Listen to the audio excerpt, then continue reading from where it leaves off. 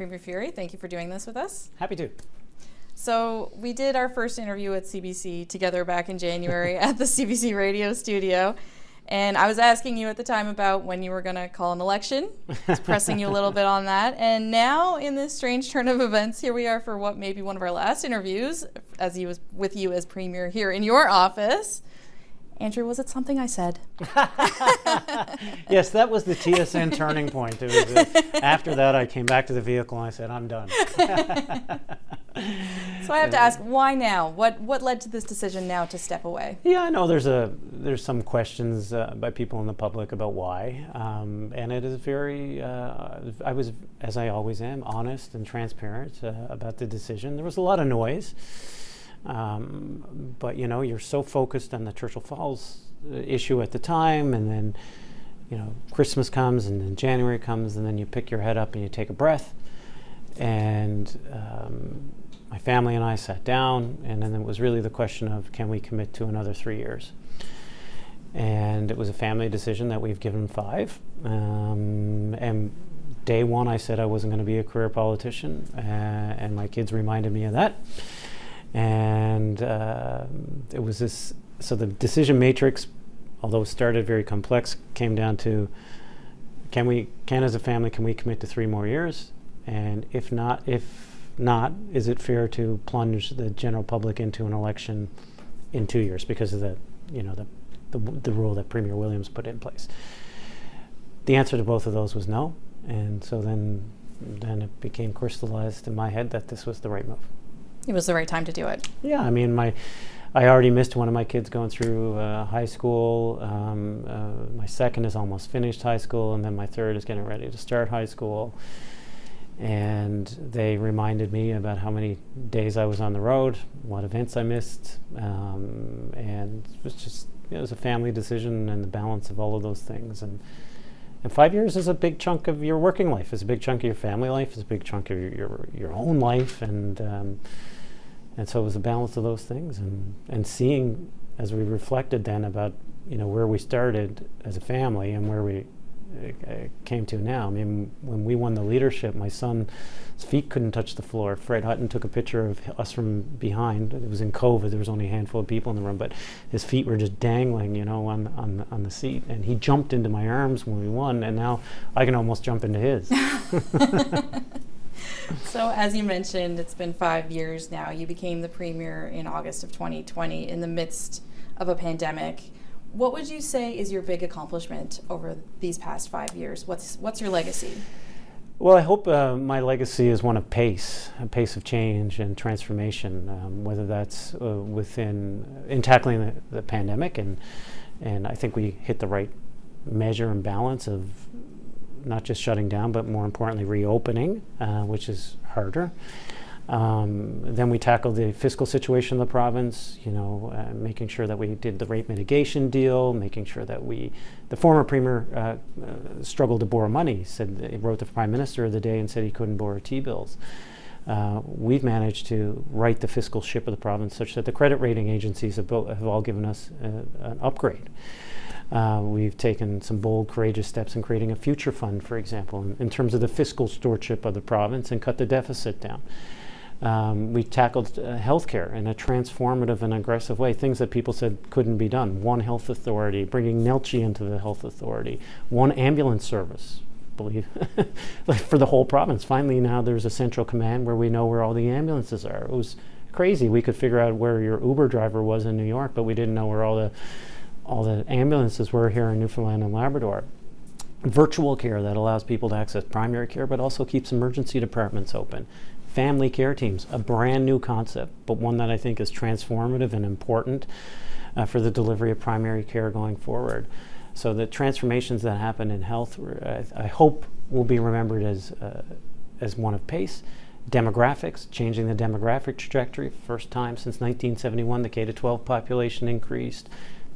12 or 13 quarters in a row now of population increase in Newfoundland and Labrador.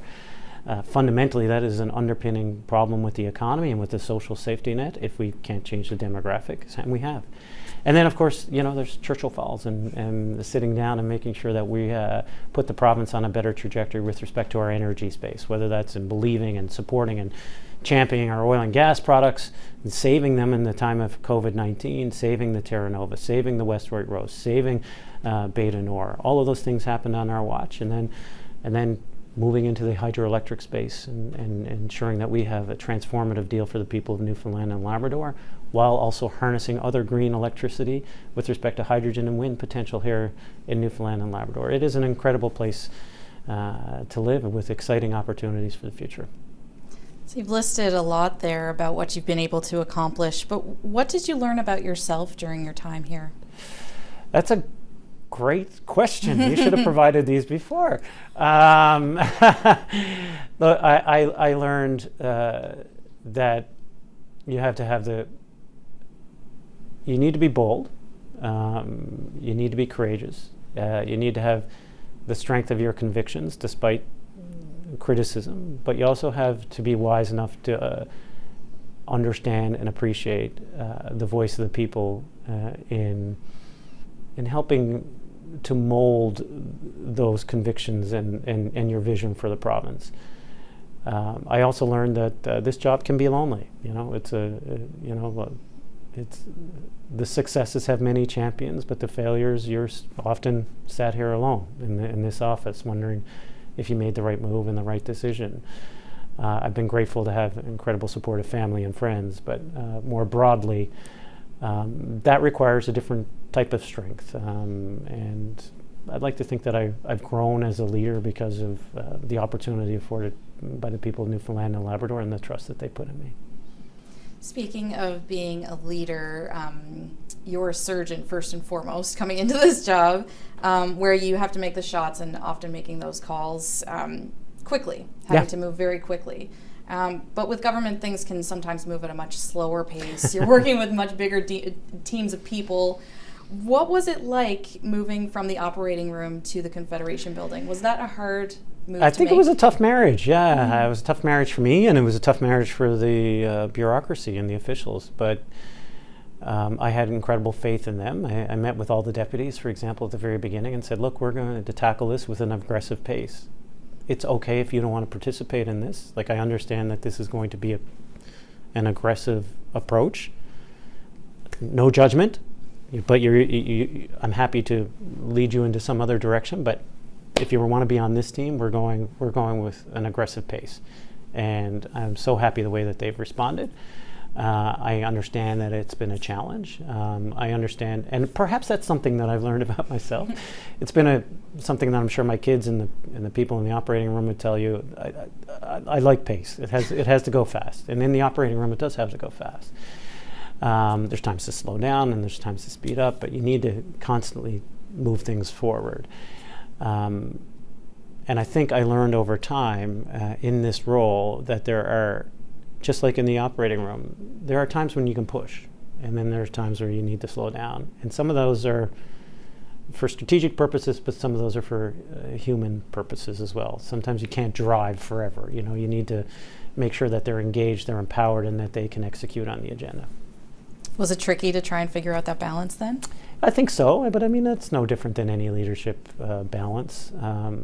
It took me a while to figure out in the OR with residents and staff, and I'd like to think that I took those lessons here, and then it's a different environment, so then you had to alter it for here. But once you establish the pace, and once you know that leaders within government, ministers, deputy ministers, have bought into the vision, and that they're engaged and empowered, and I hope I gave them the permission to fail at times, because when you're operating like that, sometimes mistakes happen, but I never fired anyone out of here because there was a mistake. In fact, we always learn from mistakes and try to make my tenure, my office, the government, by extension, better for mistakes.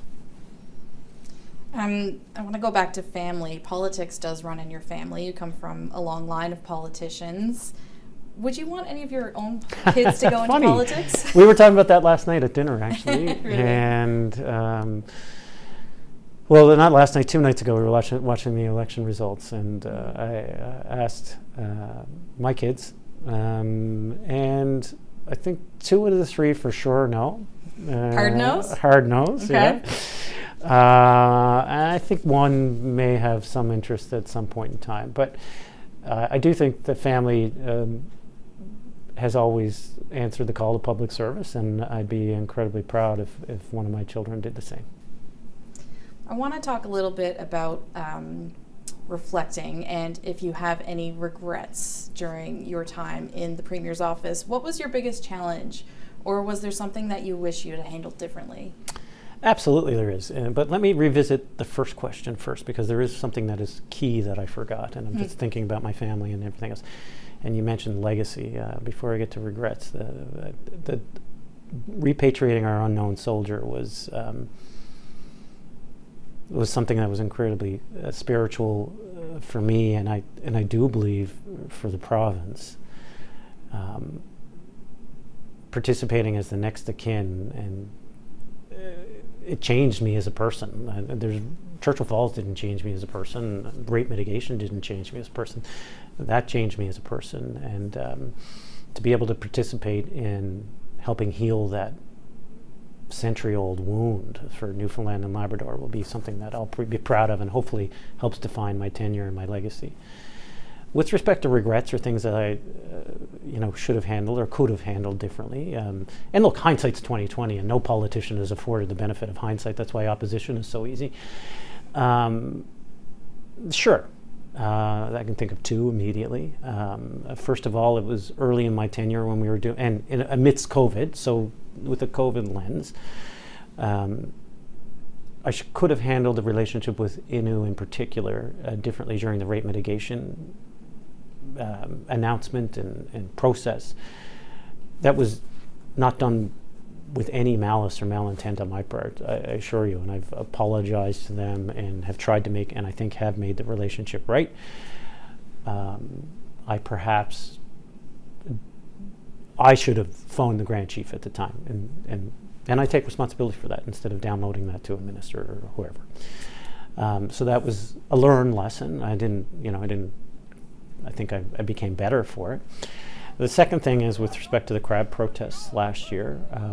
I think that we were always willing and wanting to work with the people that had issues, and for whatever reason, it was directed at government when really it's between the processors and the fishermen and the harvesters. That said, that got out of hand very quick, and that's despite my efforts to talk to some of the organizers, like Mr. Efford and others. By the way, I've been fishing with Mr. Efford since this occurred. And we were always wanting to allow, for more competition and some of the demands at the time that they requested, but had to do it in a logical and reasonable way, waiting for quotas, for example, but in order to make those definitive decisions. But I'm not sure what I would have done differently, but I do have regret that it escalated to the level that it did, if there was some way that I could have prevented it. My next question was going to be about your favorite memory, but you may have already answered that with the repatriation of the soldier. Yeah, I think, my favorite memory, standing with my son and my wife in France, the first people, the first Newfoundlanders and Labradorians, the first Canadians to see the casket. That was pretty special. Yeah, the weight of the province was heavy on me that day, and it was emotional, and that's probably my favorite memory. Yeah, and it was just a room, just a very plain white room, nothing on the walls, and then just one of our fallen sons there, and my wife, my son, and I got to stand guard for him just for a couple silent minutes by ourselves before anyone else saw him, and that's probably my favorite memory. Yeah. Something you're going to carry with you. It is indeed. Yeah. So I want to turn now to the future of the province. Your successor, who we know is going to be named John at this point, whichever John that is, will be chosen this weekend. What do you see as the biggest challenge for them moving forward as the next premier? I think the immediate big challenge is the obvious, is the threat of tariffs and the uncertainty with respect to President Trump. I think, unfortunately, there is potentially a national unity issue lurking in the background, and I take some serious offense to some of the comments by Preston Manning and others about fanning the flames of division in our country, when now is a time for unity and protection of our values that unite us all, regardless of where you live, and the regional economic issues and friction that can exist. And look, they exist with us in the federal government. It's what makes Canada special, is that we can have all these diverse and different views, different ideologies, but we're united as Canadians. And I hope that that doesn't bubble to the surface, because I worry sometimes that we may even be over-reporting the influence of that, despite some of the premiers out west. Because anyone can stand up and speak to the gallery like that. I mean, we could get a sense of Newfoundland patriotism going pretty quickly here now with one tweet. But that's not what makes Canada work, and that's not responsible. So I think that could be on the next premier's desk, and obviously there's taking the MOU to definitive agreements, which is already, all the process and structure is already set up in a responsible way, with lessons learned from Muskrat and lessons learned from Churchill Falls 1, to execute on that in a timely fashion. But subsequent to that, the challenge and the temptation will be to spend all that money.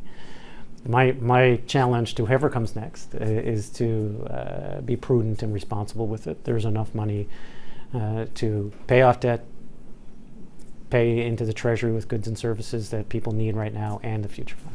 Speaking of the influence of down south, I noticed that once you announced your resignation, you seemed a little bit more freer with your words, and you called U.S. President Donald Trump cracked, I think. Yep. Cracked, I think was the word, yeah. What was it like going to Washington and then trying to deal with a hostile administration? I can tell you it is as it appears, and everybody thinks that there's some master strategy or strategist, and there's not. We met with senior White House officials, Deputy Chief of Staff, the premiers, and it was what I would describe as a very cold meeting. There was none of the pleasantries of normal Canadian-U.S. relations. It was, we don't understand why you're confused, because we went in thinking, okay, well, what's really going on? Like, surely this 51st state stuff is nonsense, although I've maintained from day one, as you know, that I think that he's been serious, but not all premiers shared that view. They were like, well, we're confused. He's telling you what he means, and he means what he says. Like, why would we shed any light onto something else? Like, he's telling you, he's being very direct. Like, you're the ones who are foolish for not understanding what he's saying, basically. And there was a chill over the room after that. I also came away with the impression, and I think you've seen it play out on TV, that this president is different than Trump 1, in that he is, and I can tell you, not the same level, obviously, but you're influenced by your sphere and you're influenced by officials, and that helps shape your decision. I think he's forgotten all that because he has some regrets in term 1, and he's just going, like, there's a decision maker of 1 in that White House, and it's him. That is scary, because there's, one of the things about this job or his job is you shouldn't be the smartest person in the room. You should be seeking advice. You should have the insight to know, and the confidence in yourself to know that I shouldn't know everything about this. You should be helping me form my opinion about this, and then I'll make a decision consequent to that. But it is very chilling. He's, still, I do think he has an imperialistic agenda. He's an older president who may or may not seek a third term, but heaven forbid. But he wants a legacy, and a legacy in his mind, I think, is expansion of the territory of the United States, whether that's Panama, Greenland, or Canada. And I think we need to be on guard for that. The next premier is going to have a lot on his plate then, trying Indeed. to handle that. I want to get back. I handled a virus that was pathological and biological. There's a different virus that the next premier has to handle. Equally threatening. I want to get back to finances for a minute. The province is, of course, dealing with a large amount of debt that's projected at $372 million right now. The deficit, yeah. Yep. Deficit, rather, yep. And the Churchill Falls deal is underway, but at this point it's not set in stone. It's still just an MOU. What does the next premier need to do to keep the province on track financially? Yeah, I think we set up a good path, to be honest with you. I mean, when you look at when I started, the former Premier Ball said he couldn't borrow money. He wrote the Prime Minister at the time, said they couldn't borrow T-bills. We had the worst credit rating in the country, the lowest in the country. We had rate mitigation hanging over our head, which wasn't particularly built in to the deficit or debt. So we tackled those in a very calm and strategic manner, and let's do the rate mitigation deal. Let's do what no other premier could do and bring MPI of Hibernia back so that Newfoundlanders and Labradorians' rates don't double. So we did that, $5.2 billion. And then we looked at the economy and I had the benefit of the disruption of COVID, which Premier Ball did not have, but not letting that moment of disruption slip through our fingers, and to be able to do some things that are creative, like establishing the Future Fund. Like, imagine where we would be if someone in the 2000s had established the Future Fund. And I mean, some former premiers were running $2 billion surpluses. Just put a tiny bit aside and we would have been in a much different place. So despite the fiscal challenges, anyone can do that in easy times. It took courage to do it in troubled times, and now we have it set up, and it's $400 million. And people at home, I could understand saying, well, we have a deficit and you're still saving for the future. That doesn't make any sense. We're making more money on that than we're spending on the debt. So that makes a whole lot of sense. No different than your RSPs while you're paying a mortgage. Why not just pay off your whole mortgage? Right. Because you have to save for the future, and then that will set you up good in the future. So I think that our fiscal forecast, our fiscal situation, if you will, is much better. Not just from a metrics perspective, although it is that, but from a more fundamental perspective, in that we've changed the demographic crisis. We've started new industries, hydrogen and wind. We've supported modern industries in saving some oil and gas projects. And our traditional industries deserve and need the support that they get, because the world needs protein right now. And if you look at the geopolitical tensions that exist around the world currently, we have access to title. It used to be that being an island or a coastal region was one of the problems, was a disadvantage. Now it's actually an incredible advantage. They're talking about pipelines going across 6 provinces. We don't need pipelines. Our oil and gas product, our fishery product, our forestry product, our critical minerals can go anywhere anywhere in the world. So if the U.S. doesn't want it, great. Well, not great, but we'll send it somewhere else, and without an incredible amount of disruption. So we're in a pretty solid fiscal space, and that's been recognized by an upgrade. If you look at our deficit relative to the other deficits across the country, it's prudent, it's responsible, it's not the largest by any stretch. And the Churchill Falls deal will and should ultimately right the fiscal ship, combined with making sure we're saving on our non-renewable resources in the Future Fund. But there is enough money there where you can, I'm making up the allocation now, but you could easily do 1/3 debt repayment, 1/3 Future Fund, and 1/3 Treasury, and pay down the debt fairly quickly.